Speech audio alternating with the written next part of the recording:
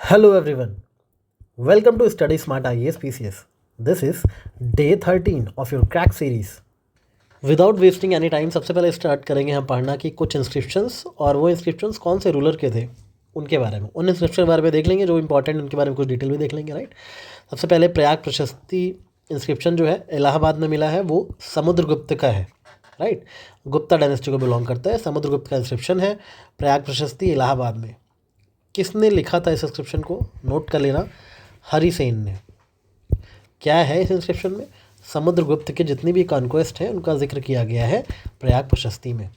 ठीक है, समुद्रगुप्त को नेपोलियन ऑफ इंडिया बोला जाता है, पता है ना, मैंने बहुत बार आपको बताया है नेपोलियन ऑफ इंडिया किसे बोला जाता है, समुद्रगुप्त को। किसने बोला था, V.A. स्मिथ ने। जो एक्स्ट्रा पॉइंट बताता हूँ उसको नोट कर लिया करो, ठीक है। याद रखना, यूपीएससी आपको कंफ्यूज कर सकता है, वो फटाक से लिखेगा प्रयाग प्रशस्ति वॉज रिटन बाई समुद्रगुप्त, ऐसा नहीं है। It was written by Harisen, but it belong to the period of Samudragupta and it mentions about Samudragupta's conquest. Right, जैसे आपको पता है कि प्रयाग है और यहाँ समुद्र है, प्रयागराज जाते हो, प्रयागराज में क्या है, संगम है। राइट, अब संगम अगर है तो समुद्र भी हो सकता है। राइट, संगम इतना बड़ा है प्रयागराज में, तीनों नदियों का संगम होता है, वैसे ही समुद्र भी हो सकता है। तो इस तरह से जिसको नहीं याद है, याद रख लेना कि प्रयाग राज में संगम, संगम बिल्कुल समुद्र जैसा लगता है, इस तरह से याद रख लेना जिसको नहीं याद है। जिसको याद है वो तो बिना किसी वर्ड कनेक्शंस के भी याद ही रख लेंगे। Junagadh inscription belong to Rudradaman which was from Shaka dynasty. Right, कैसे याद रखोगे, पहले तो याद रखो कि जूनागढ़ इंस्क्रिप्शन जो रुद्रदमन का है वो जिक्र करता है इस बात का कि रुद्रदमन ने सुदर्शन लेक को रिपेयर करवाया था। It means the Junagadh inscription shows the administrative efficiency of Rudradaman the ruler of शाक डायनेस्टी। राइट, जूनागढ़ इंस्क्रिप्शन की एक और खास बात है, it is the first long inscription इन संस्कृत भाषा में पहला लॉन्ग इंस्क्रिप्शन है। राइट, कैसे याद रखोगे कि जूनागढ़ रुद्रदमन का है, बस इतना याद रखना कि रुद्र का जुनून बताता है रिगार्डिंग सुदर्शन। ठीक है, सुदर्शन को रेनोवेट करवाने के लिए रुद्र में कितना जुनून था, इस बात का जिक्र होता है जूनागढ़ इंस्क्रिप्शन में कि रुद्र के अंदर कितना जुनून था सुदर्शन लेक को रेनोवेट करवाने का। राइट, इसमें कोई शक नहीं है। इस तरह से आपको सारी चीज़ें वर्ड कनेक्शन थ्रू याद हो जाएंगी। ओके, भितारी पिलर इंस्क्रिप्शन गाजीपुर का स्कंदगुप्त का है, ये भी गुप्ता डायनेस्टी का इंस्क्रिप्शन है। भितारी पिलर इंस्क्रिप्शन क्या बताता है, भितारी पिलर इंस्क्रिप्शन ये बताता है कि कैसे स्कंदगुप्त ने हुंस के ऊपर अपनी विक्ट्री पाई थी। राइट, और कहीं ना कहीं ये भी दिखाता है कि जो गुप्ता एम्पायर का डिक्लाइन धीरे धीरे शुरू हुआ था उसका भी हमें भितारी पिलर इंस्क्रिप्शन से ही पता चलता है। राइट, हुन इंस्क्रिप्शन जो हुन इन्वेजन उसको लोग अक्सर सोचते हैं कि ये हर्षा पीरियड के टाइम पे हुआ था, हर्षवर्धन के टाइम पे हुआ था, क्योंकि एच है ना, तो आपको लगेगा कि हुन हर्षवर्धन के टाइम पे आया था, ऐसा नहीं है। हुन का इन्वेजन जो है वो हर्षवर्धन से पहले ही गुप्ता के टाइम पे ही हुआ था, और इन्हीं हुन इन्वेजन से कैसे टैकल किया स्कंदगुप्त ने उसका मेंशन है भितारी पिलर इंस्क्रिप्शन में। राइट, स्कंदगुप्त और भीतर ये तो बिल्कुल ही याद करना आसान है। स्कंद कैसा साउंड कर रहा है, इसके अंदर। राइट, स्कंद मतलब इसके अंदर, वैसे ही भीतर का मतलब भी इसके अंदर होता है। राइट, तो स्कंदगुप्त भितारी ये तो दोनों एक जैसे ही हैं, तो याद रहेगा आपको। राइट, गुप्ता डायनेस्टी का है, इतना याद रखना। हाथी गुम्फा इंस्क्रिप्शन खारवेल डायनेस्टी का है, कलिंग का, बहुत फेमस है, आई थिंक आपको ये तो याद ही होगा। इसमें किंग खारवेल के अचीवमेंट्स की बात की गई है, फिर भी अगर आपको नहीं याद है तो हाथी खारा केला इस तरह से याद रखना। राइट, हाथी खारा केला। तो बाकी किंग खारवेल के जो भी मिलिट्री कैंपेन्स थी, उनके जो भी पब्लिक वर्क्स थे, उनका जिक्र किया गया है हाथी गुम्फा इंस्क्रिप्शन। याद रखना कि ये इंस्क्रिप्शन प्राकृत लैंग्वेज में लिखा गया है, और ये कहाँ पे लोकेटेड है, उदयगिरी केव्स में। उदयगिरी केव्स कहाँ है, उड़ीसा में है। ऑब्वियसली कलिंग भी उड़ीसा में है, वहीं पे उदयगिरी केव्स है, वहीं पे ये इंस्क्रिप्शन मिला है, हाथी Gumpha inscription Kharavela dynasty. Right, याद रखना हाथी गुम्फा इंस्क्रिप्शन खारवेल डायनेस्टी का है, मॉडर्न टाइम का नहीं है। राइट, तो ये चीज़ को याद रखना आपको लगेगा कलिंग का युद्ध लड़ा था अशोका ने मौर्य, राइट, तो उनके टाइम का होगा, ऐसा नहीं है। कलिंग लिखा है डजंट मीन कि मॉडर्न टाइम का है, ये अशोका के बाद का, पोस्ट अशोका पीरियड का इंस्क्रिप्शन है। राइट, ये सब चीज़ें, छोटी छोटी चीज़ें याद रखा करो, यूपीएससी आपको वहीं फंसाता है जहाँ पे उसको पता है कि आपने सिंसियरली नहीं पढ़ा है। ठीक है, बाकी तो सब रट के जाएंगे इस चीज़ को। Aihole inscription belongs to Pulakeshin 2 of Chalukya dynasty. किसने लिखा था आईहोल इंस्क्रिप्शन को, रवि कीर्ति ने। Ravi Kirti was court poet of Pulakeshin 2, मैं आपको ये बात पहले बता चुका हूँ। आईहोल इंस्क्रिप्शन में बात किस चीज़ की गई है, कैसे पुलकेशिन 2 ने हर्षवर्धन को हराया, हर्षवर्धन को कैसे डिफीट किया पुलकेशिन 2 ने, ये चीज़ बताई गई है आईहोल इंस्क्रिप्शन में। राइट, पुलकेशिन 2 चालुक्य डायनेस्टी के थे, ये तो आपको याद ही होगा, बट पुलकेशिन टू ने हर्षवर्धन को हराया था, याद रखना ऐहोल इंस्क्रिप्शन में। बहुत लोग कंफ्यूज रहते हैं, उनको लगता है ऐहोल इंस्क्रिप्शन में हर्षवर्धन ने पुलकेशिन को हराया, इस बात का जिक्र ऐसा नहीं है। पुलकेशिन ने हर्षवर्धन को हराया। कैसे याद रखोगे? ऐहोल को याद रख लो, जय हो, ऐ हो नहीं जय हो, इसके आगे जे लगा लो, तो जय हो याद रहेगा। क्यों जय हो? क्योंकि आप बहुत ही पुलकित हैं, आप बहुत ही पुलकित हैं आज। पुलकित हैं क्यों? क्योंकि हमने हर्षवर्धन को हरा दिया है, ठीक है। तो पुलकित ने हर्षित को हरा दिया, ऐसे भी याद रखते हो, ठीक है। इसलिए आपकी जय हो, पुलकित जी आपकी जय हो, ठीक है। आसान भाषा में याद कर लोगे तो चीज़ें कनेक्ट करके याद हो जाएंगी, okay. Similarly Gwalior Prashasti belongs to Raja Mihir Bhoj of Gurjar Pratihara dynasty of Madhya Pradesh, ठीक है। ये मिहिर भोज, राजा भोज जो है, उनको बहुत ज़्यादा प्रेस करती है ग्वालियर प्रशस्ति, क्योंकि आपको पता है ग्वालियर एमपी में है, तो ये एमपी की डायनेस्टी है, गुर्जर प्रतिहार डायनेस्टी। उनके प्रति अपना उनकी तारीफ़ें करती है ग्वालियर प्रशस्ति, राइट। याद रखना इस चीज़ को कि जो प्रतिहार डायनेस्टी थी वो किसके राइवल्स थे, किससे इनकी दुश्मनी थी? एक तो पालास से थी, ठीक है, एक थी आपकी राष्ट्रकूटास से, राइट। तो पाला, प्रतिहारा और राष्ट्रकूटा की जो बैटल चलती थी उसको बोलते थे ट्राइपर्टाइट स्ट्रगल, फेमस आपने पढ़ा होगा हिस्ट्री में, ठीक है। प्रतिहार, पालास और राष्ट्रकूटास की स्ट्रगल को ही ट्राइपर्टाइट स्ट्रगल बोला जाता है, राइट। तो ये जो ग्वालियर प्रशस्ति है ये किसको प्रेस करती है? मिहिर भोज को, हुआ the powerful ruler of north India, ठीक है। याद रखना मिहिर को जो है, जो आपके मिहिर हैं, ठीक है, मिहिर भोज, इनको आप कभी भी कंफ्यूज मत करना राजा भोज ऑफ परमार डायनेस्टी के भी एक राजा थे, राजा भोज, उनसे कंफ्यूज मत करना, यहीं पे यूपीएससी ट्रैप सेट करेगा। ये मिहिर भोज की बात हो रही है जो कि प्रतिहार डायनेस्टी के हैं, उनके लिए लिखा गया ग्वालियर प्रशस्ति, राइट। देवपारा इंस्क्रिप्शन बात करता है विजय सेना की, ठीक है, सेना डायनेस्टी। कैसे याद रखोगे?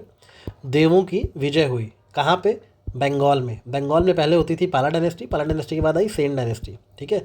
तो देवपारा इंस्क्रिप्शन से पता चलता है कैसे पाला डायनेस्टी के बाद सेन डायनेस्टी में ट्रांजिशन हुआ बंगाल की हिस्ट्री का, राइट। तो देवपारा इंस्क्रिप्शन विजय सेना याद रखना, सेन डायनेस्टी का इंस्क्रिप्शन है। मधुबन एंड बांसखेड़ा इंस्क्रिप्शन दोनों ही हर्षवर्धन के टाइम के इंस्क्रिप्शन है, वर्धन डायनेस्टी को बिलोंग करते हैं। इसमें बताया गया है कि हर्ष के टाइम पे एडमिनिस्ट्रेशन कैसा था, इकोनॉमी कैसी थी, और सबसे इंपॉर्टेंट बात, हर्षवर्धन के टाइम पे जो लैंड ग्रांट्स दिए गए थे उनका जिक्र बहुत अच्छे से किया गया मधुबन एंड बांसखेड़ा इंस्क्रिप्शन में।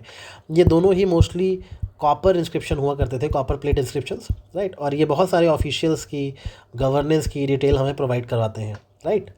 मंदसौर प्रशस्ति किसको बिलोंग करती है? मंदसौर प्रशस्ति कहीं ना कहीं बात करती है यशोधर्मन की। यशोधर्मन किस डायनेस्टी के राजा थे? He was the king of Malwa and belong to Aulikara dynasty, right, उसको बिलोंग करते थे यशोधर्मन। तो मंदसौर प्रशस्ति औलिका डायनेस्टी के राजा यशोधर्मन का बखान करती है, बताती है कैसे यशोधर्मन ने हुन्स के ऊपर विक्ट्री पाई थी, ठीक।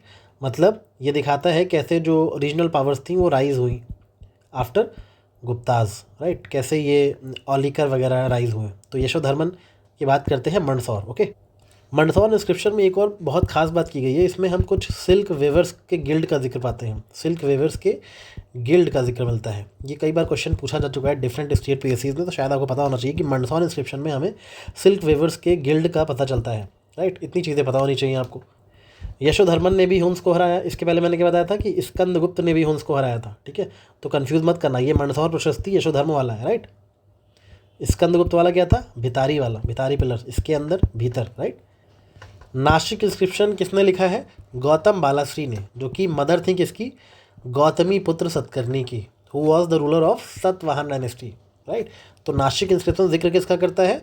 गौतमी पुत्र सतकर्णी का, and it was written by Gautam Balashri, who was the mother, she was the mother of Gautami Putra Satkarni, right.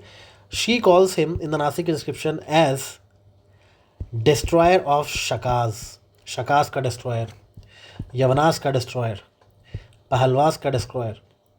तो गौतमी बालाश्री अपने बेटे की तारीफ कर रही है नासिक इंस्क्रिप्शन में, ताकि इनकी नाक ऊपर रह सके, नाक ऊंची हो सके, राइट। तो गौतमी बालाश्री अपने बेटे का बखान करेंगी, सतवाहन डायनेस्टी के राजा थे गौतमीपुत्र सतकर्णी, उनकी तारीफ कर रहे हैं, उन्होंने शाकास को, यवनास को, पहलवास को, सबको हरा दिया। तो it is a very important inscription as far as the Deccan political history is concern, right.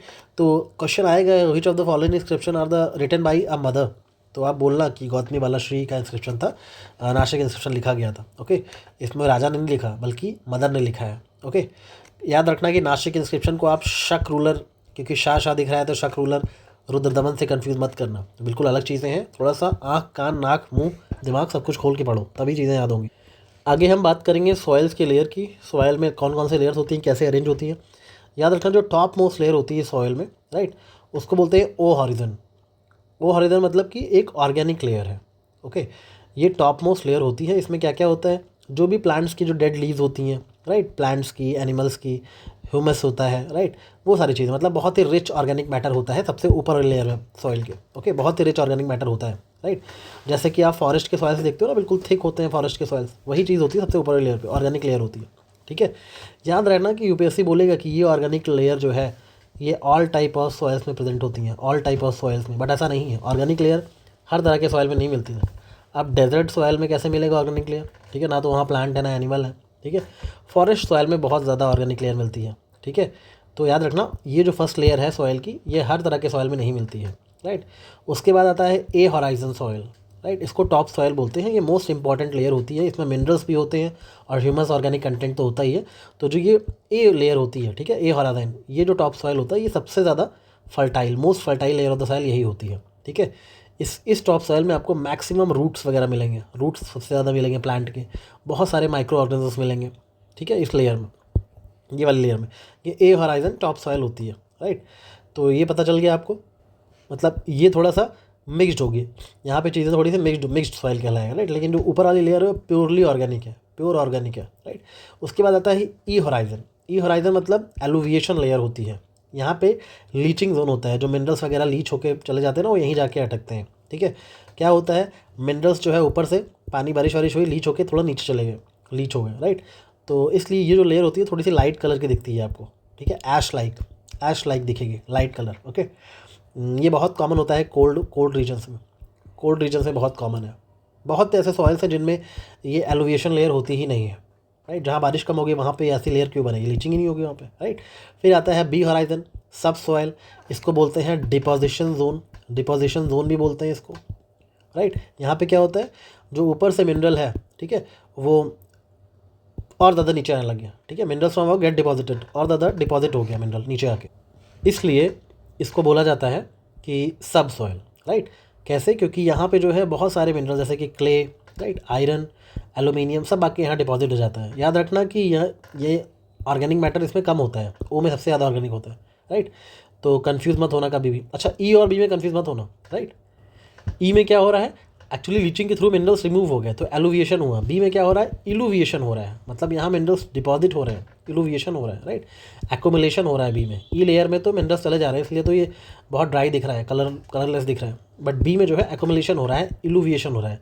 तो there is difference between eluviation and illuviation, right. C horizon में क्या होगा, जो पेरेंट रॉक है वो दिख जाएगा, पार्शली वेदर्ड हो चुका है, ठीक है, टूटे फूटे रॉक के पत्थर दिखेंगे आपको, राइट। बहुत ही लेस ऑर्गेनिक मैटर होगा और नीचे जाओगे तो बहुत हद तक ये डिटरमाइन करता है कौन सा सॉइल टाइप है उस पर, राइट।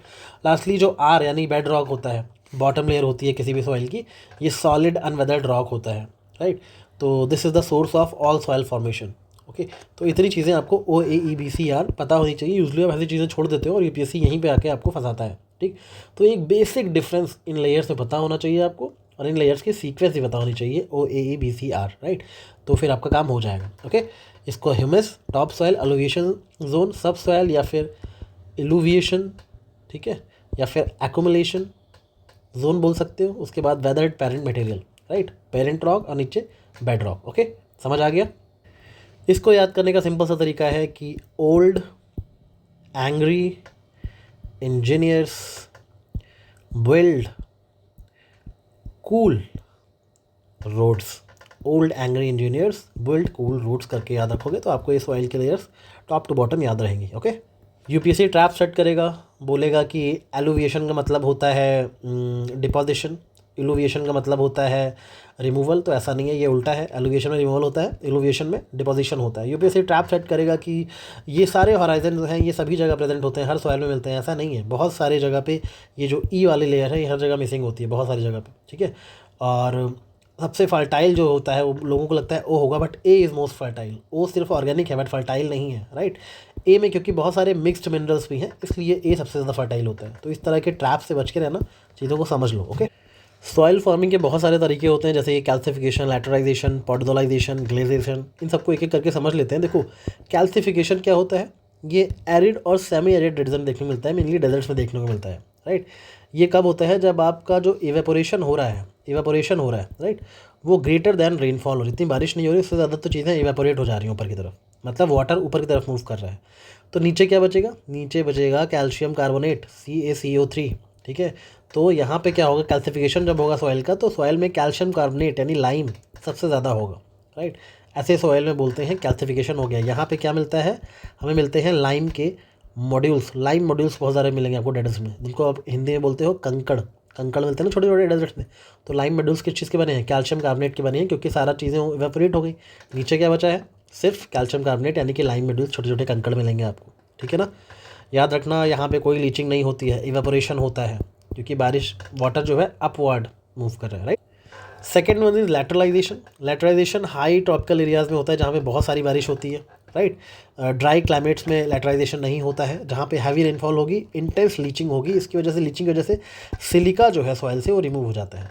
सिलिका अगर सॉइल से रिमूव हो गया तो सॉइल में क्या बचेगा, आयरन बचेंगे और एल्यूमिनियम के ऑक्साइड्स बचेंगे। इस वजह से सॉइल रेड हो जाता है और लेस फर्टाइल हो जाता है। तो याद रखना, जहाँ पे भी रेड सॉइल आपको दिखे, रेड सॉइल मतलब वो लेटराइट सॉइल भी है, लेटराइजेशन हो रखा है, वहाँ से सिलिका रिमूव हो गया है, सिर्फ आयरन और एल्यूमिनियम ऑक्साइड बचा है, right.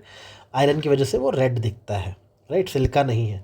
Laterite soil is not a fertile soil. भले ही इतनी ज़्यादा बारिश हो रही है, बट क्योंकि बहुत ज़्यादा लीचिंग हो गई, सिलिका पूरा रिमूव हो गया, इसलिए न्यूट्रिएंट नहीं बचा, न्यूट्रिएंट प्योर हो गया बिकॉज ऑफ हैवी लीचिंग। तो लेटराइजेशन में याद रखना लीचिंग होती है, ठीक है, और सिलिका गायब हो जाता है, सिर्फ आयरन एल्यूमिनियम बचता है, इसलिए रेड कलर का सॉइल बनता है। तो आपको याद रहेगा ये चीज़ें। पॉडोलाइजेशन क्या होता है, जो कि बहुत ही कोल्ड और बहुत ही ह्यूमिड रीजन होते हैं, जहाँ पे कोनीफोरस फॉरेस्ट दिखते हैं आपको, ऐसे वाले कोन वाले फॉरेस्ट दिखते हैं, राइट। बहुत ठंडी जगहों पे, पहाड़ों पे, वहाँ पे क्या होता है कि ऑर्गेनिक एसिड्स बनते हैं फ्रॉम वेजिटेशन, ठीक है। और क्योंकि स्लोप होता है, स्लोप पे क्या होता है, लीचिंग होती है आयरन की, एल्यूमिनियम वगैरह की, राइट। इस वजह से क्या होता है, क्योंकि लीचिंग हो रही है, तो आपका एक ई होराइजन बनेगा। मैंने बताया ई होराइजन मतलब कि जहाँ लीचिंग होंगे मिनरल्स हट रहे हैं, तो ई होराइजन बनेगा सॉइल में, एक ग्रे कलर का, राइट। इस वजह से ये पॉडोलाइजेशन में भी क्या होता है, भले ही ये कोल्ड एरियाज में, ह्यूमिड एरियाज में है, बट क्योंकि ऑर्गेनिक एसिड जो है वो लीच कर जाते हैं, ठीक है, आयरन एल्यूमिनियम ह्यूमस वगैरह अपर लेयर से नीचे आ जाते हैं, तो क्योंकि बहुत ज़्यादा लीचिंग होती है, इस वजह से यहाँ पे भी फर्टिलिटी बहुत कम हो जाती है, राइट। याद रखना, पॉडोलाइजेशन को लैटराइजेशन से कंफ्यूज मत करना। पॉडोलाइजेशन जो है वो कोल्ड क्लाइमेट में होता है, लैटराइजेशन जो है वो ट्रॉपिकल क्लाइमेट होता है, और दोनों में ही लीचिंग होती है, ये चीज़ याद रखना चाहिए आपको। एक होता है ग्लेजाइजेशन। ग्लेजाइजेशन में क्या होता है, जहाँ पे बहुत ज़्यादा वाटर लॉक्ड एरियाज होते हैं, वेट मार्शेस हो गए, वेटलैंड्स हो गए, स्वाम्स हो गए, यहाँ पे क्या होता है, कई बार इतना ज़्यादा चीज़ें हो जाती हैं, राइट, इतना ज़्यादा सैचुरेशन हो जाता है एनवायरनमेंट में कि वहाँ पे ऑक्सीजन की कमी हो जाती है, एनारोबिक कंडीशन डेवलप हो जाती हैं, राइट। ऑक्सीजन की कमी हो गई तो क्या होगा, ऑक्सीजन की कमी होगी तो फिर आयरन जो है वो रिड्यूस हो जाएगा, राइट। और जैसे ही आयरन रिड्यूस होगा, वहाँ का जो सॉइल है वो ब्लू ग्रे कलर का हो जाएगा, राइट। इतना ही जाना ज़रूरी है आपके लिए। याद रखना, ये जो सॉइल ब्लू कलर का हुआ है, ये एरिडिटी की वजह से नहीं हुआ है कि यहाँ पे एयर की कमी है, राइट, सूखा पड़ा हुआ है, पानी की कमी है, डेजर्टिफिकेशन नहीं, यहाँ पे एक्सेस वाटर है, बहुत ज़्यादा वाटर है, ठीक है, बट ड्रेनेज नहीं है, वाटर बह नहीं रहा है, वाटर एक ही जगह सैचुरेटेड हो चुका है, इसलिए वहाँ पे कई बार इतने ज़्यादा माइक्रोनिज्म आ जाते हैं, सारा ऑक्सीजन उन पर चला जाता है, तो ऑक्सीजन की कमी हो जाती है, राइट। और एनारोबिक कंडीशंस प्रोड्यूस होती हैं, जिसकी वजह से आयरन भी कम हो जाता है और सॉइल ब्लूइश ग्रे कलर का हो जाता है। इसको बोलते हैं ग्लेजिएशन। आई होप आपको ये टर्म समझ आए होंगे, जितना समझ आए उतना ही काफ़ी है आपके ऑप्शन एलिमिनेट करने के लिए, इससे ज़्यादा रिसर्च करने की ज़रूरत नहीं है। कैल्सिफिकेशन, लैटरलाइजेशन, पॉडोलाइजेशन, ग्लेजिएशन, चारों कहाँ पे होते हैं, किस टाइप के वेदर में होते हैं, और चारों में क्या होता है, ये आपको पता होना चाहिए। एग्जाम पर्पज़ में रिसेंटली यूपीएससी की किसी तो एग्ज़ाम में पूछा गया था, चाहे वो सीडीएस हो या सीएपीएफ हो, किसी एक एग्ज़ाम में पूछा गया था, मुझे दिखा तो मैंने यहाँ पे डाल दिया, ओके। याद रखना, कैल्सिफिकेशन के लिए ड्राई वेदर चाहिए, लैटराइजेशन के लिए हमें वेट ट्रॉपिकल वेदर चाहिए, पॉडोलाइजेशन के लिए हमें कोल्ड वेदर चाहिए, और ग्लेजिएशन के लिए हमें वाटर लॉक्ड कंडीशन चाहिए। इतना चीज़ें पता होनी चाहिए आपको। पता होना चाहिए लैटरलाइजेशन में सिलिका रिमूव हो जाता है, पॉडोलाइजेशन में ह्यूमस ही रिमूव हो जाता है, मेटल्स रिमूव हो जाते हैं इंपॉर्टेंट, राइट, एकदम लीचिंग हो जाती है। ग्लेजिएशन में आयरन रिड्यूस हो जाता है, इतना ही बेसिक याद रखना है, ठीक है। कैल्सिफिकेशन में CaCO3 ऐड हो जाता है, राइट। इसी तरह से चीज़ें समझ होनी चाहिए आपको, राइट। लैटराइट सॉइल कैसा होगा, आपको रेड दिखेगा, ठीक है। पॉडोजल सॉइल कैसे दिखेगा, ऐश ग्रे दिखेगा, जैसे ई लेयर होती है ना सॉइल की, तो ऐश ग्रे कलर की दिखेगी लेयर। वैसे ही ग्लेजेशन वाला सॉइल कैसे होगा, ग्ले सॉइल आपको ब्लू ग्रे कलर का दिखेगा। तो ये सब बेसिक फैक्ट्स जो पता होने चाहिए, इससे ज़्यादा पता करने की ज़रूरत नहीं है, ओके। थोड़ा सा भक्ति पीरियड की बात कर लेते हैं। जो हमारा आध्यात्म रामायण है, राइट, वो संस्कृत लैंग्वेज में लिखा गया है, और किसने लिखा है, वेद व्यास ने। और रामचरितमानस जो लिखा है वो किसने लिखा है? अवधी लैंग्वेज में तुलसीदास ने लिखा है। दोनों में डिफरेंस पता होना चाहिए आपको, रामायण में और रामचरितमानस में। रामायण को वेद व्यास ने लिखा है संस्कृत लैंग्वेज में, रामचरितमानस को तुलसीदास ने लिखा है अवधी लैंग्वेज में, राइट? याद रखना इस चीज़ को। रामायण में जो रामचरितमानस में जो राम जी हैं उनको कॉमन पीपल के लिए एक्सेसिबल बताया गया था, बट रामायण में जो राम जी हैं उनको बहुत ही डिवाइन बताया गया था। ओके, और कुछ इंपॉर्टेंट भक्ति सेंट्स के बारे में जान लो, जैसे कि ज्ञानेश्वर कौन थे, जयदेव कौन थे, एकनाथ कौन थे, इनके बारे में पता होना चाहिए। अक्सर क्वेश्चन आता रहता है, रिसेंटली तो यूपीएससी ने अपने डिफरेंट एग्जाम्स में पूछा भी है इनके बारे में। मैथ द कॉलम करने को दे देते हैं चुपचाप। जो ज्ञानेश्वर जी थे ये महाराष्ट्र के थे। इन्होंने क्या लिखा है? भावार्थ दीपिका, ठीक है, इसको ज्ञानेश्वरी भी बोलते हैं। भगवत गीता पे इनकी कमेंट्री है भावार्थ दीपिका, ठीक है, मराठी लैंग्वेज में लिखा है इसको। ओके, और ये वरकारी ट्रेडिशन का पार्ट है, वरकारी ट्रेडिशन, राइट? इतनी चीज़ याद रखना कि ज्ञानेश्वर जो है कोई संस्कृत स्कॉलर नहीं थे शंकराचार्य की तरह, ठीक है। ज्ञानेश्वर जो है मराठी स्कॉलर थे। इन्होंने भावार्थ दीपिका लिखी थी, भागवत गीता पे कमेंट्री की थी, इतना याद रहेगा। जयदेव की बात करें, जयदेव 12th सेंचुरी के थे और उड़ीसा के थे, और कहीं ना कहीं इन्होंने क्लासिकल डांस को भी इन्फ्लुएंस किया था वहाँ के उड़ीसा के, यानी उड़ीसा का क्लासिकल डांस क्या है? उड़ीसी, राइट? उसको इन्फ्लुएंस किया था जयदेव ने बहुत ज़्यादा। याद रखना जयदेव नाम से लग सकता है कि मराठी है, but he was not Marathi saint, he was from Orissa, right? इन्होंने क्या लिखा था? गीता गोविंद इन संस्कृत, ठीक है, जिसमें राधा और कृष्ण की प्रेम कहानी की बात की गई थी गीता गोविंद में। एकनाथ कौन थे?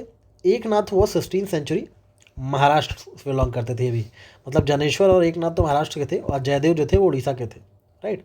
तो एकनाथ ने क्या लिखा था? अभंग लिखे थे। अभंग, अभंग क्या थे?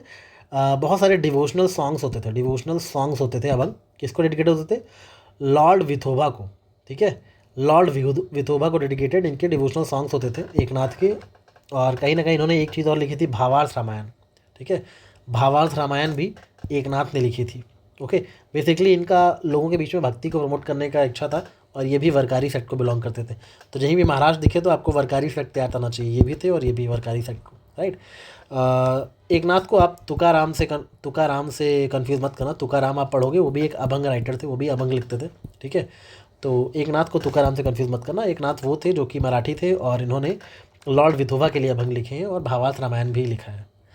जनेश्वर, जयदेव, एकनाथ, तीनों डिफरेंस समझ आ गया होगा, तीनों ने क्या लिखा है याद रहेगा। ओके, लास्ट में एक पॉलिटी का टॉपिक देखेंगे जो कि आर्टिकल 20 की बात करता है। आर्टिकल 20 क्या कहता है कि अगर आप किसी ऑफेंस में कन्विक्टेड हुए हैं तो आपको कुछ प्रोटेक्शन मिलेगी, ठीक है। 3 तरीके की प्रोटेक्शन मिलेगी, एक तो एक्स पोस्ट फैक्टो लॉ, दूसरा डबल जेपार्डी, और तीसरा है आपका सेल्फ इनकमिनेशन का राइट। पहले समझ लो कि ये जो आर्टिकल 20 में ये 3 चीज़ें हैं, इनका मतलब क्या है, राइट? तो बेसिकली कॉन्सेप्ट ये है कि स्टेट से बचाना है, यानी गवर्नमेंट से या फिर जो भी अथॉरिटीज़ है जिन्होंने आपको अरेस्ट किया है किसी भी क्रिमिनल ऑफेंस में, ठीक है, तो उससे कैसे बचाना। याद रखना ये जो आर्टिकल 20 है, ये जो चीज़ें हैं, ये सिर्फ क्रिमिनल ऑफेंस पर लागू होती हैं, सिविल केसेस में नहीं, राइट? तो जो भी लोग हैं उनको कहीं अनफेयर ट्रीटमेंट ना दिया जाए, आपको पुलिस पकड़ के ले गई, आप कुछ कर नहीं पा रहे हो, ऐसा अनफेयर ट्रीटमेंट ना हो, इसलिए ये कुछ चीज़ें लिखी गई हैं संविधान में, ठीक है। सबसे पहला कॉन्सेप्ट आर्टिकल 20 के अंदर आता है एक्स पोस्ट फैक्टो लॉ, मतलब no person shall be convicted of any offence except for the violation of a law in force at the time of the commission of the act, right? इसका simple सा मतलब ये है कि आपको punish नहीं किया जा सकता किसी ऐसी चीज़ के लिए जब वो लॉ की नज़र में क्राइम नहीं था जब आपने किया था, राइट? सपोज़ आज कोई क्राइम है एक्स नाम का, वो करना आज लीगल है, राइट? तो आपने वो चीज़ कर दिया क्राइम, क्योंकि आज वो लीगल है। कल सुबह होते ही वो कोई लॉ बन गया और ये इलीगल हो गया एक्स करना, राइट? तो अब आपको कोई पकड़ के नहीं ले जाएगा, क्योंकि आपने वो काम तब किया था जब ये एक्स लीगल था। अब एक्स इलीगल हो चुका है। अब आपको पुलिस आके नहीं कहेगी कल आपने क्यों किया था एक्स क्राइम कमिट, तो आप बोल दोगे ना कल तो एक्स लीगल था, एक्स के लिए कानून तो आज बना है, आज इलीगल हुआ है। इसको बोलते हैं ex post facto law, right? कि you can not be punished for doing something in the past because in the past there was no law against that particular act which you have committed. Okay, so याद रखना कि x post facto law का जो concept है वो आपको सिर्फ criminal laws के अगेंस्ट हो जाता है, सिविल लॉज के तहत नहीं, राइट? ऐसे ही रेट्रोस्पेक्टिवली जाके कोई भी पेनाल्टी भी इंक्रीज नहीं की जा सकती है आपकी, राइट? ऐसे ही मतलब पार्लियामेंट जो है कोई भी ऐसे लॉ नहीं बना सकता जो रेट्रोस्पेक्टिव नेचर के हों, राइट? पार्लियामेंट रेट्रोस्पेक्टिव नेचर के लॉ तो बना सकता है मगर कभी भी पनिश नहीं कर सकता किसी के पास्ट एक्ट्स को, ये चीज़ याद रखना। ओके, अच्छा, डबल जेपार्डी का मतलब क्या होता है? नो डबल पनिशमेंट, सिंपल सा याद रखो, नो डबल पनिशमेंट। किसी को 2 बार पनिशमेंट नहीं मिल सकती। आपने कोई एक गुनाह किया तो उसकी सज़ा आपको एक बार ही मिलेगी, राइट? आपको एक बार कन्विक्ट किया गया, एक बार आप एक्विट हो गए, ठीक है, अब उसी सेम ऑफेंस के लिए आपको दोबारा पुलिस पकड़ के नहीं ले जाएगी, राइट? इस चीज़ को याद रखना। Last is self incrimination. Self incrimination मतलब ये है कि आपको कभी भी इस चीज़ के लिए पुलिस फोर्स नहीं कर सकती कि आप अपने ही खिलाफ एविडेंस दीजिए। आपको कभी फोर्स नहीं कर सकती कि बोलो मैं ही कातिल हूँ, ठीक है, मैंने ही चोरी करी है। इस चीज़ के लिए कभी भी आपको पुलिस फोर्स नहीं कर सकती, ठीक है। आपका है राइट अगेंस्ट सेल्फ, आपके पास राइट अगेंस्ट सेल्फ इनक्रिमिनेशन है। Police can not force you to confess. इसलिए जब अदालत ले जाते हैं कैदी को तो जज पूछता है आपको पुलिस ने परेशान तो नहीं किया, जबरदस्ती तो नहीं करी, राइट। और एक राइट और आपके पास, राइट टू रिमेन साइलेंट। आप चुप रह सकते हो, कुछ मत बोलो, अपनी इन्वेस्टिगेशन करे पुलिस और पता लगाए आपने क्राइम किया कि नहीं, आपके पास हक है टू रिमेन साइलेंट। सेल्फ इनकमिनेशन के अगेंस्ट आपके पास राइट है, राइट। याद रखना ये जो सेल्फ इनकमिनेशन राइट है ये सिर्फ एक्यूज्ड के पास है, एक्यूज्ड के पास, राइट। जिसको अक्यूज़ किया गया, जिसको पकड़ा गया है उसके पास ये राइट है, ठीक है। जो विटनेस है क्राइम का उसके पास ये राइट नहीं है, ठीक है, वो तो गवाही देगा ही, लेकिन जो अक्यूज पर्सन है वो अपने खिलाफ गवाही नहीं देगा, ठीक है। ये चीज़ याद रखना। अब इसके तहत मतलब ये बिल्कुल नहीं कि अक्यूज़ का फिंगरप्रिंट नहीं ले सकते, उसके डीएनए टेस्ट नहीं कर सकते, ये सब नहीं, क्योंकि ये तो फिजिकल एविडेंस है ना। अक्यूज़ खुद थोड़ी आके सबूत दे रहा है कि नहीं, बट इसके तहत इसका मतलब ये बिल्कुल नहीं यूपीएससी बोलेगा कि because of right against self incrimination accuse के फिंगरप्रिंट्स, अक्यूज़ अपना फिंगरप्रिंट देने से मना कर सकता है, ऐसा नहीं है, ठीक है। अक्यूज़ अपना डीएनए टेस्टिंग से मना कर सकता है, ऐसा नहीं है, ठीक है, क्योंकि वो तो फिजिकल एविडेंस है और वो तो लिए जाएंगे, ओके। बेसिकली पुलिस कभी किसी से ज़बरदस्ती कहलवा नहीं सकती कि बोलो मैंने क्राइम किया है, राइट। तो याद रखना यहाँ पे मतलब है एक्स पोस्ट फैक्टो मतलब नो बैक, डबल जबार्टी मतलब नो डबल, और सेल्फ इन्वेस्टमेंट मतलब नो सेल्फ, राइट। इस तरह से बेसिक आपको डिफरेंसेस तीनों में पता होने चाहिए। आज के लेक्चर में इतना ही, कल संडे है, इस लेक्चर को अच्छे से मैनेज करो और जितने भी पुराने लेक्चर क्रैक सीरीज़ के उनको रिवाइज कर लो, ताकि नेक्स्ट जब मंडे को हम आएँ तो आप सारे lectures day by day easily देख सको। Take care, keep revising and all the best for preparation. Thank you.